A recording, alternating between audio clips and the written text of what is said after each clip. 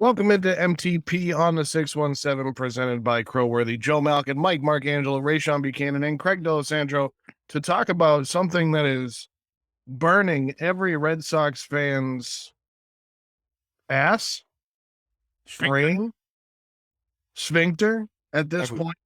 As a fan, it's been a frustrating season for the Boston Red Sox with lots of injuries, some bad defensive play during the lack of a first baseman who got hurt on Tuesday night. Eric Hosmer, the first baseman they've had in 2 years. And now it was announced today that one Chris Sale has been shut down for the rest of the year due to an injury sustained when he fell off his bike on Saturday. Allegedly, Mike, right? Mike's giving air quotes. Right. So to give you guys the situation, Chris Sale was allegedly leaving Boston College, where the Red Sox were allegedly. This is from Chaim Bloom himself, saying that the Red Sox were using the Boston College baseball facility with the concerts going on at Fenway this weekend. So while they were home, they were using facility, and of course Chris Sale is still working to coming back, and he apparently rode his bike to this workout, and then when he was coming down a hill in Chestnut Hill, which though hill is in the name, it's not a very hilly area, right, Ray? Yep, sure isn't, and fell off, went ass over tea kettle over the handlebars, and broke his hand or his wrist, whatever the heck he did.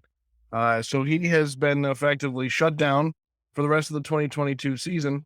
So my first question, as Ray rubs his eyes and Mike shakes his head, Craig, why is this the worst contract in Red Sox history? So Chris Sale, when they made this trade for Chris Sale back when, 2017, 2018 at this point? 2016. Wow, even further than I thought.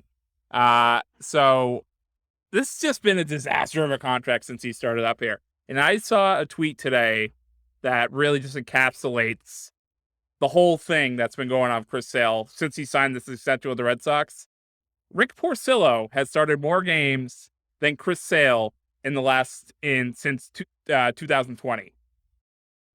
Porcello hasn't pitched in 2 seasons. Porcello has started 12 games since 2020. Chris Sale's only started 11, and one of them is allegedly healthy. So, used to be. So this has been a disaster. And I'm a big Chris Sale guy. I wasn't exactly happy with the Packers when we traded him. It worked out well, 6 years later. But it's just been a disaster. He's one, even his healthy years haven't been good when he's been here. And these have been the red flags that we heard since he signed here or got traded here, signed his extension here. The red flags were, made of glass, going to get injured easily. Eventually, he's going to need Tommy John surgery. Everything happened like that. Now, he's on the wrong side of 30, and now he's still owed a buttload of money over the next couple of years, and Red Sox are going to be on the hook for it. So, sucks to be them. Yeah, so Chris Sale comes over in that trade from Chicago, and of course he's also apparently a head case. We heard about the jersey. Well, good. I was coming to you with this anyway. We heard about the jersey cutting incident in Chicago just a few weeks ago. Guys get upset. I'm going to preface this one by David Ortiz smashed a telephone in the dugout. We've seen guys throw water coolers. We've seen guys throw bats and baseballs onto the field. Baseball, while it's a slow game, it's an emotional game. We've seen it. Chris Sale wanted to buy the Worcester Red Sox a new TV, so he destroyed the one that was already not working in the tunnel on the way to the dugout.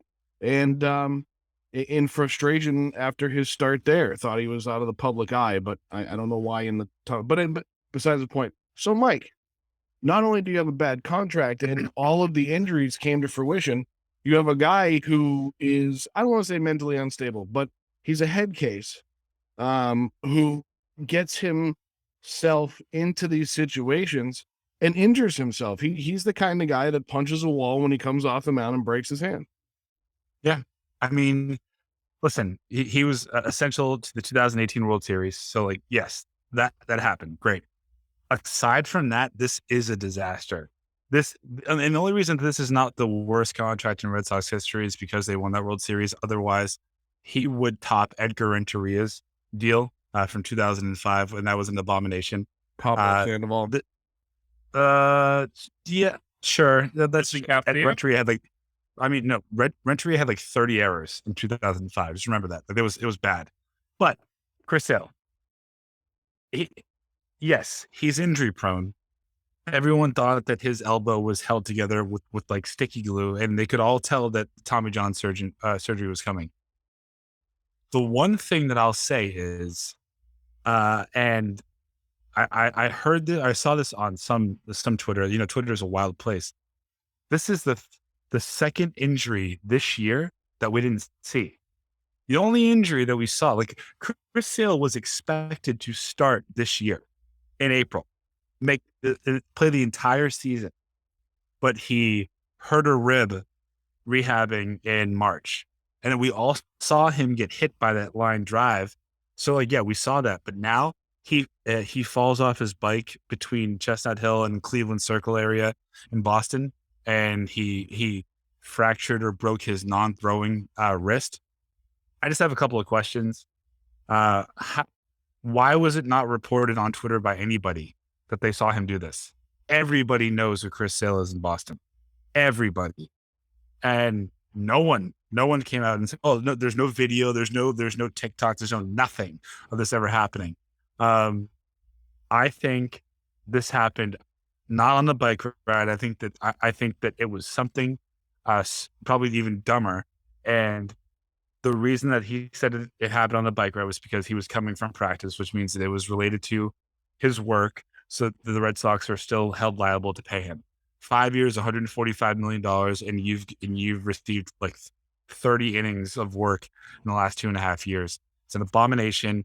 And I'm never a guy that says, well, the big guy, you know, like the big company should look out and see if they can screw, you know, the employee. The fact that you've been injured 3 times in the last 6 months and 2 of those injuries occurred behind the curtain. Now it's time to look at this, get this guy out of here. 5 2/3 innings pitched this year. And Ray, you're a teacher, so you hear all the excuses. This is kind of what Chris Sale has become, right? He cuts up the jerseys in the dugout in Chicago, and he's got an excuse. He gets in a car wreck right after he got here, and you know, it was an excuse for that, and it's an excuse for this. And what was even more suspicious to what Mike said about, you know, there was no video of this, no account of this. Well, Chaim Bloom had a very well, I'm not planned out, but a very detailed timeline of how this all happened. Like, it almost sounded studied, right, Ray? So you hear this all the time from kids that are like, oh, Mr. B, my mom, she fell getting out of bed and then lost her keys, and the dog took him to the park and buried him, and my dad couldn't drive me to work. Like, it just sounded so rehearsed and planned out. And it's like, well, great, but what's the truth? This is the transparency we need. So, Ray, do you think he's done in a Red Sox uniform, and would you want this guy in your classroom? So just allow me to do this for a few seconds. I have to have a moment. Now, I think Craig knows this more than most. I think the few times that we had spoke before we got the band back together, I spoke about Chris Sale being the best pitcher in the American League when he was in Chicago. I thought that he couldn't do. Slider was crazy. I was like, oh, this is Randy Johnson in his era. Like, when he was in Chicago, that's what he was working his way towards. So when we get him, and yeah, I remember the trade. I think Yohan Mercado was like the big package around that. Who we haven't heard from much since. So yeah, Michael, but yeah, sorry, yeah, him too. I forgot about him. So who you haven't heard from any of them really since that. Kopech's been good. But I'm like, not to the point where, you know, not Chris Sale level. No. Yeah, exactly. So it's just like, you know, which furthers my point about what we talked about last week about just get rid of these motherfuckers, but that's a whole other thing. But back to Sale. So he comes here, obviously they win in 2018. You know, gets the final out in the World Series. So, that's forever etched in, people's minds as fans. But he has become Gordon Hayward 2.0. And worse than that. Sorry. yeah, I know that's I mean that's I mean I think that's debatable. That's how it happened, but I just felt like after a while both of them were just made out of glass. And it was just like, yo, it's no longer working. Now, the difference is obviously, they ended up not resigning, Hayward. But to me, I think once after they won in 2018, they should have let that contract ride out for 2019. Then as we went into 2020, they should have said happy trails. Honestly, after he was 6-11 in 2019, so that right there lets you know that he was no longer going to be the guy. And I know they've rewarded him. They rewarded Evaldi for helping them win the championship the year before. But yeah, that contract section was a joke. And yeah, it's very similar to when kids ask, "Oh, can I get an extension?" No, can't get an extension. And that's what the farm officer said. Can I get an extension? No, and obviously hindsight's 2020. At the time, there was some people against it. I was happy that he got the money because I was like, well, I felt like we let those guys go too often. And, lo and behold, we've let a few other guys. Oh, I mean, he's not homegrown, dude. Yeah, no, he's not homegrown, yeah. But I just felt like he deserved at least another year or two. He got that, but unfortunately, like, he just has not been able to be on the field. Last year, I was able to see him for my birthday, actually, because he actually returned on my birthday last year, so that was cool. So I mean, like I said, he was my favorite pitcher, but it's just like, I don't know what else to say. Like he's let me down. He's let the whole fan base down, and yeah, his career has taken a downward dive that he may not ever recover from, unless he goes to the bullpen. Baseball is notorious because of the way that their contracts are written and structured. They're all guaranteed that if an injury happens and it's not because of or on the way to or on the way from or involving the team, the actual organization can claw back some of the money. I just think that it's interesting that everyone was saying, oh, like we're going to be like it, when Chris Sale comes back in June, we're going to be fine. I was one of those people, like, just buy your time until June. He should have started in April. He didn't because of an off the field injury, again, that nobody saw. This thing happens again in Boston, in the broad daylight, in one of the most heavily populated areas, and nobody saw it. So yes, Chris Sale, thank you for your contributions for the 2018 World Series. It doesn't mean as much as the 2004, but it's still a championship. But the fact that the difference between Gordon Hayward and Chris Sale, we all saw Gordon Hayward's foot bend in the complete opposite direction. We're not like, and there's no shame in getting injured on the field. Like, that's fine. Like, come back from an injury or don't, whatever. It all happens. But the fact that this is happening behind this cloak of darkness makes me think that there's something to it. Along with, if you add in those other, Chris Sale was pissed that his outburst in Worcester was leaked. Then that wasn't leaked by a beat writer, and that was somebody caught a video of that and shared it on social media. He was also pissed that the entire Jersey debacle in Chicago got leaked. So these things now, again, if it comes out in a year or 2 years that he's mentally unstable or he's battling addiction, like I hope that that's not true. But I do think that there's something to this. Something is wrong with him. And the fact that the majority of the time that he's missing is this year is because of things that we cannot verify and we're just taking the words for. And Chaim Bloom today in his press conference said, oh yeah, we were talking to his trainer and he said, you should have seen the way that he was throwing the ball at BC. Like, we fully expected him to be back. That's the Red Sox organization saying that they're pissed off by the fact that they can't count on their 5-year, $145 million a year pitcher to come back. And Chaim Bloom will probably like to get out from under that contract anyway. Well, sure. Oh, he loves that. He would love that because then he can go spend that contract elsewhere or not at all. Divvy it up between 10 other players. Yeah. I hope, Mike, that what you said isn't true, that there's some kind of addiction or issue going on there, because it's interesting that you mentioned that the things that were leaked that he got upset about. And when somebody is battling something, they don't like to be seen doing those things. And it also comes back to the character of a person, right? Like, what do you do behind closed doors? And behind closed doors, he's doing things that are detrimental to his teammates, his employer, his organization. I personally don't think baseball is a priority to him. I think that's part of it. I think he is caught up in the fact that he's a really good left-handed pitcher, and he has a special talent, and that's kind of the path he took in life, and that's just what he does, is throw a baseball hard. Yeah. And that's okay. We see that all the time in professional athletes, right? I mean, we saw it with Barry Sanders, who left. Maybe he knew that Well, starting hold on. to go down. You should put a little more respect on Barry Sanders' name when I'm putting I'm holding him in the sense of, like, he is the Jay Cutler of the MLB. He's got $1 million arm but a 10-cent head. Absolutely, but he was great compared to Jay Cutler, who was mediocre. Like, Chris Sale is great. Barry Sanders was great. Barry Sanders left because he wanted to. Maybe it's time for Chris Sale to do the same thing, is what I'm saying. Is that Not $29 million a year? You ain't going to well, yeah, sure, they're going to buy to tell you, yeah, it's like, and like September 27th is going to be Chris Sale Day, and I tell you what, to give him $1 million for the next 35 years. To Ray's point, if Barry Sanders had signed a 5-year, $155 million contract with the Detroit Lions, I don't think he would have retired.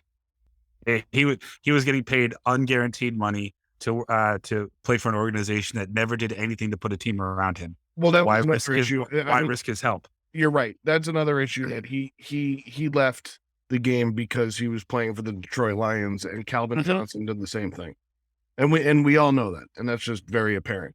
But that wasn't the point of the comparison. The point of the comparison was that it wasn't a priority anymore, and he moved on to better things. And maybe this is the best thing for a guy like Chris Sale, if he is, like Mike said, maybe, like, again, no confirmation there, but maybe he's battling something like an addiction, and he's their support system, which is kind of an interesting way to go about it, making that kind of money for a support system. But it's, from that standpoint, it doesn't blow your mind. Like, sorry, I'm really sorry. It doesn't blow your mind that nobody saw this.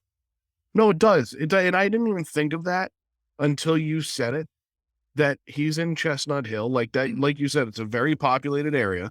I'm a Saturday. School is not in. I don't think that's what actually happened. Well, no, but that's Mike's point. That's Mike's point. Is nobody saw it. So right, you don't want to saw it because it didn't happen. Yeah, it didn't happen that way anyways. Like to me, go. Has there ever been a case in human history where someone falls off a bike and breaks their wrist like that? Well, yes. Yes, and that's why it's a likely story. So how did it really happen? Because that's a story that was formulated in order to make it seem real. Now, maybe he had a bad bullpen over at Boston College, punched a wall. Apparently, he had a great bullpen, though. That's right. That's I've never seen anyone have a bad bullpen. That's right. Because Charles Barkley said it best: air don't head back. You know what I'm saying? So it's like that. There you go. So it's just like that. To me, is where I feel that's what could have happened. I think he had a Marcus Smart type situation. And I forget what town they were in, but I remember Marcus Smart a few years ago. Punches it. I think it might have been L.A. You know, they're mad about the loss. He goes off per usual, punches the glass, breaks his hand. He's out for like 2 or 3 weeks or whatever. Changes the seating, all that good stuff. So, some guys are just over emotional in the moment, and that's Chris Sale. And that's Chris Sale. To me, I almost felt like he was like Josh Beckett, kind of. Not, I mean, Josh Beckett didn't have moments where he was punching through stuff, but Just wanted to have chicken and beer. Shout out to Ludacris. So, but he was the Texas tough guy. Right. Exactly. But it's just like, to me, even with him, like, there's times I wish that Sale even had the mentality of Beckett to an extent. Because I mean, we've seen it that from Beckett was tough as nails. but 2 or 3 years here, he was, I would say, if the run he was on here in Boston for about a 3-year run, I'm like, this guy, especially in 07 when they won, I'm like, this guy is on, a different level. And once again, I want to say Sale went 17-8 or 18-9. One of those years we had. We won it, so yeah, up here, didn't so No. no, Over here, no. He's never won a Cy Young. no Cy Young. I remember those teams in Chicago weren't really that good either. He came in second in 2017. Yeah, it was just him and Jose Corey Gray, Kluber. Chicago. So yeah, Corey Kluber. Yeah. So yeah. So that's just what it is. But I look at a guy like Chris Sale, and let's say he comes back, and the Red Sox aren't out of it yet. They're close. They're mathematically no, Mike. Yeah, you can look at the TV and tell me what the score is, but mathematically they are not out of it yet. Sure. But Chris Sale coming back wasn't going to win them a World Series, so I look at it from that perspective as well. Maybe it's good he doesn't come back. He doesn't waste the elbow, waste the shoulder for whether he's here or somewhere else. But I'm with you, Mike. It's time to move on and spend that money elsewhere. And you know what? For that kind of money, you can get 4 or 5 guys and bring them in on short money, and you can do what Chaim Bloom is trying to do here. So, maybe that's what happens. But Chris Sale at this point is just, he wasn't going to come back and help win a World Series this year. So I got 3 letters for you, Joe. D, F, No. A. No, they won't. They can't. Not with that kind of money left. No. I don't care. I'm irrational at this moment. D. I got 3 words for you, Ray. I got 3 words for you. In your dreams. No, I just want to win. Yeah, I want to win. I just want a chance. I just want to have a chance to win. And right now, unfortunately, Sale Day, is closed for business. We're out of business, and I need something else at this moment. And like I just said, the Red Sox are not going to be winning much. So right now, your best bet is to hope for the Patriots, watch the Revolution, and hope that the Celtics and the Bruins start off hot in the beginning of their season, because baseball season is probably going to end pretty early in Boston. I mean, look at the rest of the roster. Look at the rest of the team. Eric Hosmer got hurt in the game that Mike's watching right now, and he's out for who knows how long. So they say he's day to day for right now. So with this team, the way it's constituted, as long as they keep Jarren Duran out there, Tommy Pham played tonight. I don't know how well he's doing. He hit a homer. He hit a home run. Good. Look at Tommy Pham. Had his first kart ride. We haven't reached out to him to be our fantasy football commissioner, have we?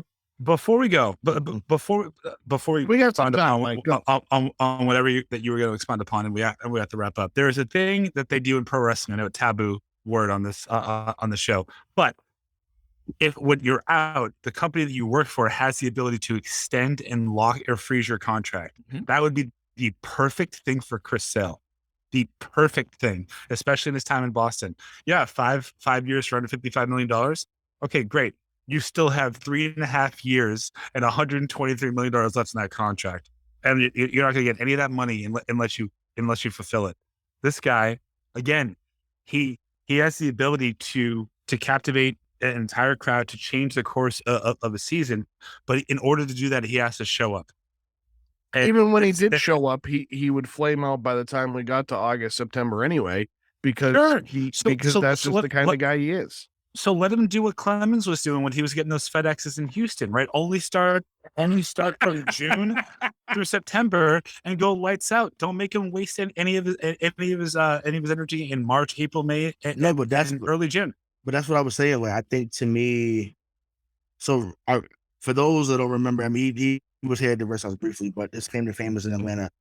John Smoltz became a top tier reliever in his league after being a top tier starter for a number of years. If you put him in a short role where he can just throw straight gas at 98 and that slider drops off at 85, he may very well salvage his career. That's the only way I could see him fulfilling the rest of his contract here is if he becomes the closer or just every now and then like a long relief guy.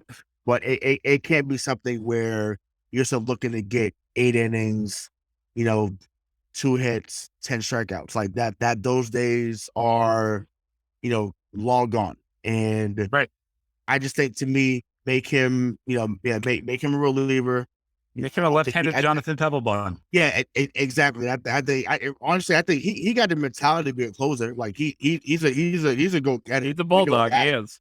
Yeah. He's definitely not going to shy away from the moment. So I definitely would love to see him in that short role where he's able just to go balls to the wall for an inning or two, and essentially, I mean, when we signed in 2018, like man came in there and it was like, all right, like he made Manny Machado bow down. Bow down at for the final out. Had that man swinging out of his fucking shoes. Like that's what I want to see. He could do that in a 2 or 3 inning spot. Not something where it's gonna be 5, 6, 7. Like them days are over. So maybe become a new day John Smoltz, and who knows? Maybe your business is going forward. Yeah, and Ray's line of thinking, he had 5 2/3 innings this season. If he was a closer, that would have been 5 saves. It would have cut 5 of those 20 blown saves that you had in the first 82 games of the year. So maybe you're in a different spot. The only way I'm actually in complete agreement with that. The only way it's going to work though is if you renegotiate that contract, because you're not going to get a $28 million a year closer. It's just not going to happen. You already have it. It's not going to be able to.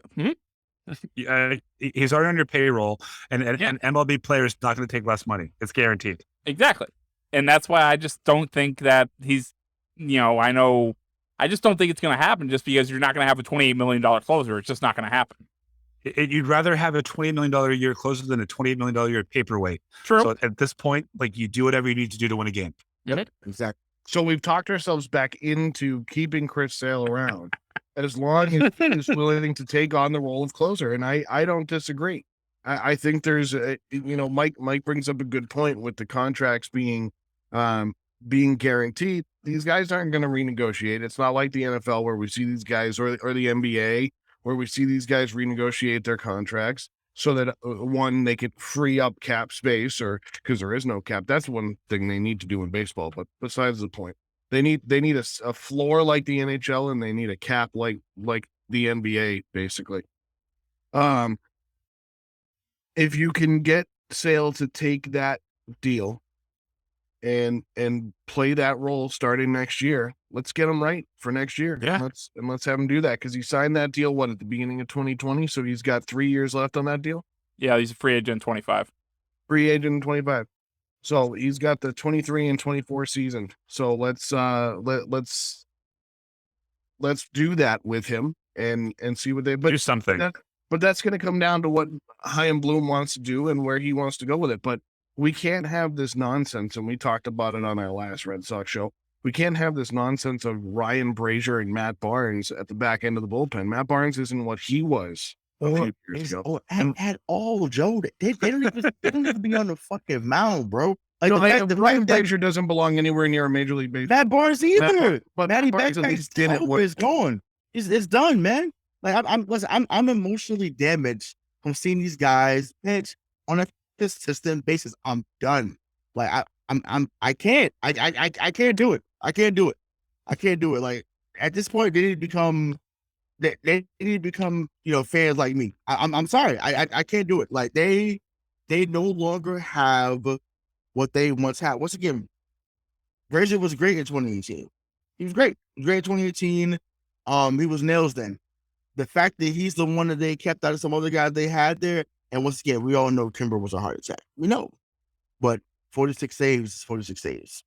Well, that's part of the problem with Cora and this organization, Henry mostly, is that they fall in love with guys and then they keep them around, and it's certain guys, and it's not always the right guy, right? Like Bill, on the other hand, he falls in love with guys and he ships them out. Like he's like, oh, I'm getting too close to you, you're cut. where John Henry is like, here, let me make your bed for you and sign you a new contract. I'll even send you a limo and get you childcare. Like that's just who John Henry is. Stop at Liverpool too. Yeah, I mean, maybe that's the good part of John Henry. He's loyal to his guys, the people that he wants to have around, and maybe Chris Sale is one of those guys. He's loyal to his pockets. Oh yeah, well, I mean, John Henry's never come on this fucking podcast. Oh, good. I don't listen. I'm saying I'm good. Hey, he walked into, was it the 98.5? Yeah, Felger and Maz, yeah.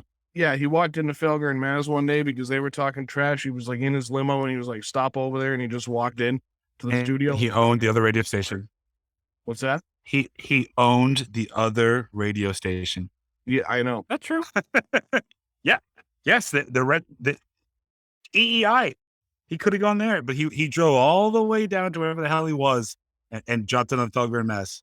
What? Okay, we don't need that. We don't need to do this. This is where he gets to twist all this stuff because he also owns the Boston Globe and he owns Nesson. You know what?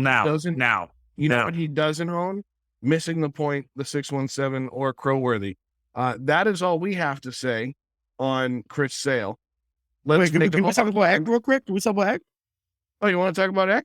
Yeah, but I'm like this. Listen, I'm gonna miss him. Like this, that's a big deal. Like we all tweeted about it. Like other people tweeted about it. End on a high note. Go ahead. Like yeah, exactly. So well, I mean, Someone say low note. Say it again. Someone say it's another low note. He's leaving. Oh, yeah, gotcha. Yeah, he's leaving. Yeah, no, yeah, for sure. Yeah, I'm definitely gonna miss him. You know, I love hearing, you know, oh, it's time to go bridge, or it's this time. High cheese. It's high cheese. It's time. I'm telling you, it's time to party. Like that Mookie Betts at bat a few years ago against Toronto, when you know that 13 pitch at bat, or it might be Minnesota, one of the two teams, but and Mookie gets that bomb over into Lansdowne, like that. I'll never forget that moment. Like that you know what I'm saying? There's other ones that come to mind, but that's the most recent one that comes to mind. Or when I mean he's not on the team anymore, but you know when Jackie made that play in Baltimore, when he damn near scaled the jump like he was fighting, man. That's still one of the best plays I've seen, regardless of what he does offensively. That was unreal. But no, that is actually, man, you know, to lose Jerry Remy already, to lose Don Orsillo, I mean, obviously, you know, rest in peace to Jerry Remy, but you know, to lose guys that were, you know, phenomenal on the booth and made the Red Sox enjoyable despite their sorry ass record and sorry ass effort on a consistent basis. I'm gonna miss listening to him, and I don't know how they're gonna thrive or survive going forward because their current team. I do like Euclid. Euclid has been good. Love Mass. But yeah. Are you like Maz? You said yes. So you know what? Yeah, I got Maz on the base. I could take him on the Red Sox broadcast, but not what he wants to do shock jock for 4 hours on, you know, on 98.5. So I guess he's off too. That's great. Just keep going down that future guest list. Just keep wiping them out. Hey, John Henry, whatever. So I would just say, for Eckersley, this will mark his 50th season in the MLB, or in MLB. So I don't want to say the MLB because we'll have a former guest like jump down my throat. She'll do it too. Thank you, for you were great. You were a great player. Thank you for adding authenticity to the booth, and thank you for standing up to David Price on that private jet and telling him basically to fuck off because he was a pissant and he thought that he was something when you were actually something. So I will miss you, Eck. Yeah, Dennis Eckersley, I mean, really one of the best pitchers of all time, and he was definitely a good analyst. At first, he needed to slide into that role, and when he was in the booth more often, it was a little cringy at first, but he really settled in. And between the David Price comments and then going toe to toe with him on the plane, like you said, the Mookie call, the JBJ call, like there's so many. You know, you think about all of the calls in Boston sports history that you remember, and he's part of some of those. Yep. And Ray, you alluded to Don Orsillo, who's now with the Padres, and Jerry Remy, who's passed on. I mean, They had the pizza throwing incident, which is still one of the best sound clips in the history of baseball broadcasting. Eck wasn't a part of that, but the point is that the Red Sox had a good thing going for a very long time, and Eckersley's going to be here for the rest of the year. So when they said it originally the other day, I was like, oh man, he's done. Like, he's out now. But for him to want to stay through the rest of the season, and then his reasoning for retiring and getting out is so that he can go back to the West Coast and spend time with his grandkids. He was one of the best pitchers. I think he was one of the best pitchers ever. Guy was nails. He gave up one of the most famous home runs in MLB history. Probably the most famous. And outside of Joe Carter's. Yeah, and as amazing as it was to watch Kirk Gibson hit that home run, to watch Dennis Eckersley reaction and basically not let it phase him was something even better. And then there's the famous footage of the 1989 World Series where they had the earthquake in the middle of the game. And Eckersley was a part of that team as well. And for him to be a part of Major League Baseball for 50 years, he still looks good. He still sounds good. He's still in his right state of mind. And that's a guy that was like a 70s rocker, man. Like, that's just his type of stuff. The high cheese, just all the stuff he said. He had so many good things to say. And I'm with Mike, going toe to toe with David Price. Thank you very much for doing that. Because what happened to David Price's career when he left Boston? One World Series. Wait, he did. Stop. Doesn't matter. He didn't play on the team. Well, we all know how did Mike feels. If you bring a World Series to a city, you're just a saint and should have a statue. Terry Glenn. He did his thing. He did his thing in 2018. I'm thankful for what he did in that Houston series. Don't get me wrong. But he gets credit for what he did here in Boston. But I've been when he went to went to LA. He got. So I'm not going to play because okay. Well, also he also donated $10 million out of his paycheck for minor leaguers during that part was cool, but he's that's still a character. That's a good part of his character, which was I don't want to defend David Price. Just defended him. You did it. What do you mean? Because I don't want to hear like like what did he do? Like he won a championship and he paid underpaid players. But like, can you just bring us to the end of the show? You just like now you want to say it? Get out of here! Like I'm trying to get out of here. For David Price and all the other players that he's talked crap about over the last 5 years, for Mike Marcangelo and Rayshawn Buchanan and our EP Craig D'Alessandro, this has been Missing the Point on the 617, presented by Crowworthy. I'm Joe Malkin. We'll talk to you next time.